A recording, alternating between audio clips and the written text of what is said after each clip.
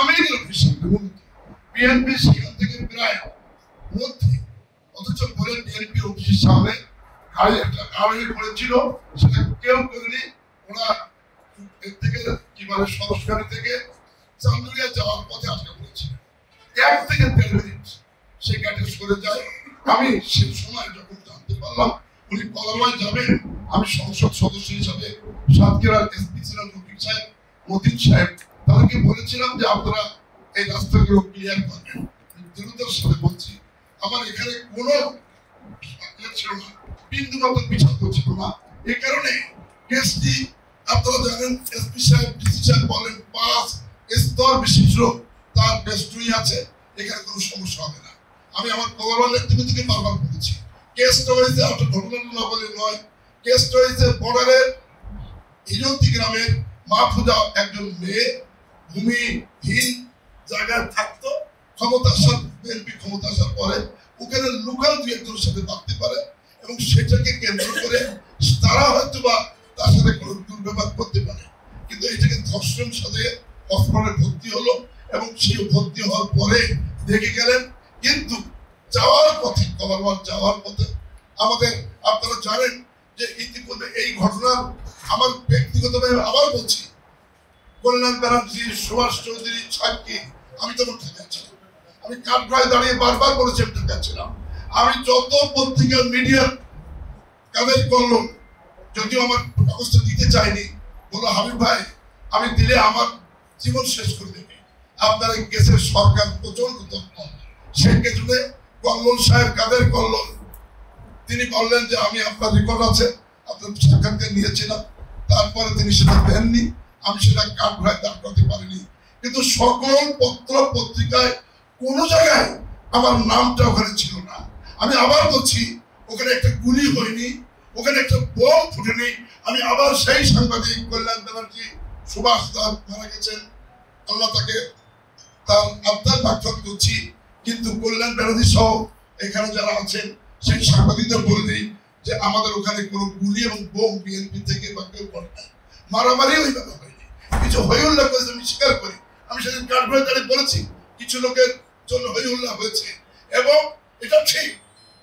মাননীয় নেত্রী চলে যাওয়ার পরে আমাদের আশরাফ সাহেবের সাথে সাংবাদিকদের বানানো হয়েছে। বাচ্চু তো ঘুমাই থেকে বাড়ি ছিল, ছাত্রলীগের সাংগঠনিক সভা ছিল, এই বাচ্চু ঘুমান্ত অবস্থায় তাকে করে দিলে একটা বসা, এবং যখন চলে যাচ্ছে শুনে মারামারি হচ্ছে সাংবাদিকের সাথে, তখন থানায় যায়, সেখানে থানাটা দুর্ঘটনা হবে।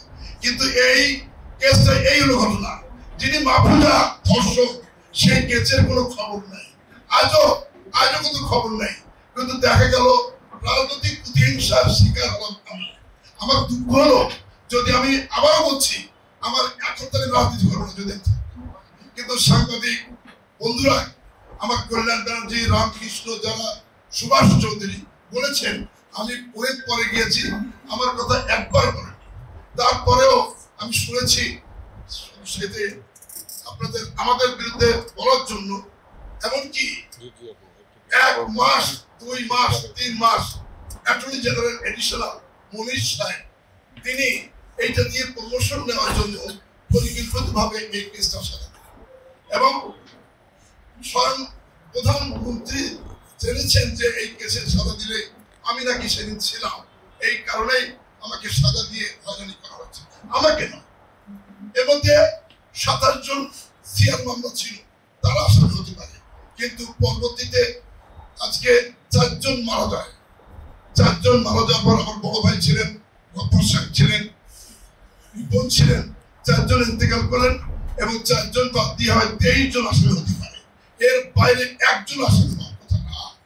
তারপরে হলো অন্য আইনে, এবং 50 জন 23 জন আমাদের আগের তাদের সিআর মামলা, এবং পরবর্তীতে 27 জন দিয়ে 50 জন আসামি করে যে আপনারা চার্জশিট দেন।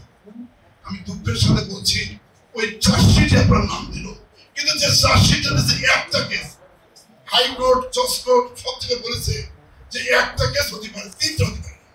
অতি উৎসাহীরা সেদিন পরিকল্পিতভাবে 3টা দিয়ে এটা আমাদের সাজা দিল, এবং একটা দুঃখজনক এবং মর্মান্তিক, আমার পরিবার, আমি চ্যালেঞ্জ হিসেবে দিয়েছিলাম, আমি আজকে বলছি, আমি সবখানে বলি এই কেসে পালানোর জায়গা না। যেহেতু আমি জনগণের সাথে 91 সাল থেকে ছাত্র জীবন 82 থেকে আজ পর্যন্ত রাত 3-24 ঘন্টা যদি বাংলাদেশের সবাইকে খোঁজে, আমি হাবিবুল ইসলাম হাবিব জনগণের বিচ্ছুত ব্যক্তি নয়। অতএব আমাকে ষড়যন্ত্র করে প্রতিহিংসা করে আমাকে দূরে রাখবে আমি বিশ্বাস করি না। আমার আমেরিকার ভিসা, কানাডা ভিসা ছিল, আমি যেতে পারতাম, কিন্তু আমি মনে করেছি আমি যদি মানুষের কাজ করে থাকি আমার দ্বারা কোনো অন্যায় করতে হয় না। আমি কার কাছে 100 টাকা দিই, আমি কার কাছে কোনো চাকরি প্রায় 15-37টা স্কুল কলেজের এমপি করেছি, 1 লাখ লাগতো না। আমি সব ক্ষেত্রে আকর্ষণীয় ভূমিকা পালন করি। আমি জীবনে কষ্ট করে এই পর্যায়ে এসেছি। অতএব আমাকে আপনারা মিথ্যা কেস দিয়ে আমাকে জেলে রাখবেন। জেলেও কিন্তু বিনীত ছিলাম, সেখানে কখনো খুলনায়, কখনো যশোর, কখনো কুষ্টিয়া, কখনো সাতক্ষীরা, ঢাকায় আমি ট্রিটমেন্টের জন্য গিয়েছিলাম। বন্ধুরা, তাই সাংবাদিক বন্ধুরা তখন সবই লিখেছে। আমি এই জন্য আপনাদের চিরকৃতজ্ঞ, কারণ সাংবাদিকরা না লিখলে আমি এই কেসে আমি মনের দিক থেকে শান্তি পেতাম না। এই কেসটাকে কেন্দ্র করে সমগ্র বাংলাদেশে আলোড়ন সৃষ্টি করে 2-1টা কেসের মধ্যে আমি কিন্তু অসুস্থ হয়েছি, কিন্তু জেলখানা যারা যারা গিয়েছেন, আমাদের রঘুনাথ দেখেছেন, আপনাদের আরো 2জন সাংবাদিক দেখে এসেছে, আমাদের সভাপতি আমি আর সাত্তার ভাই ছিলাম।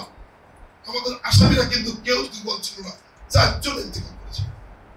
আমি যদি সেই ইতিহাস বলি করুন, আমাদের ট্রাস্ট করতো না, আমাদের এক ঘরে রাখতো, আমাদের বেড়ে দিত না, আমাদের কোনো খাওয়া দাওয়ার সকল ক্ষেত্রে ওই চোরটাকে যা খাই তাকে।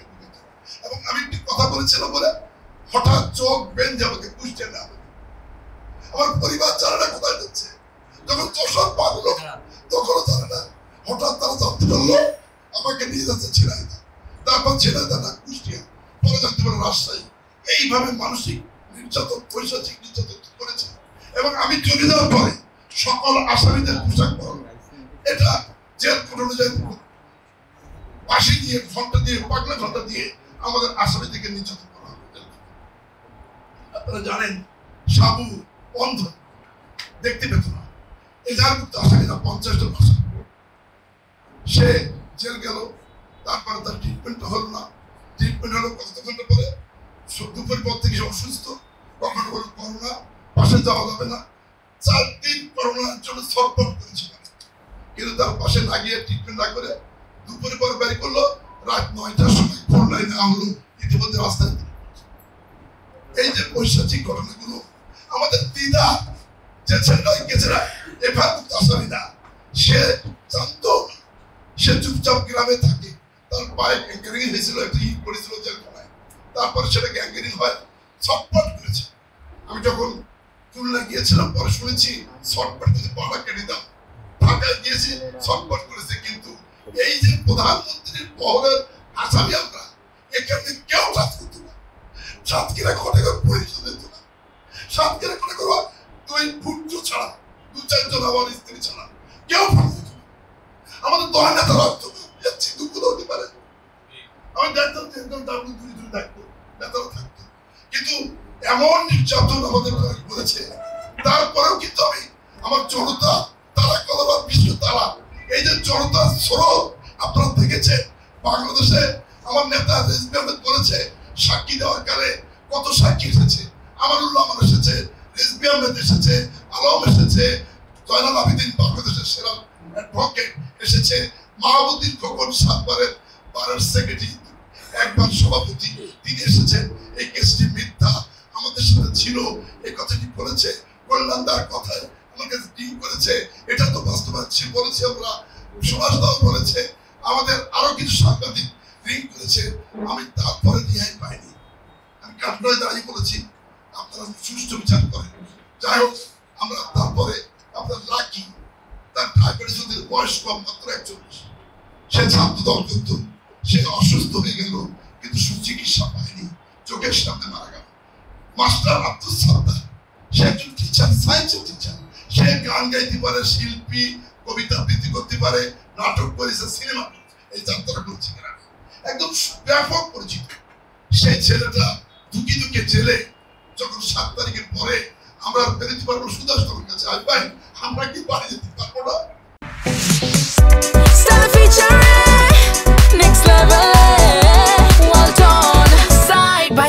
fridge.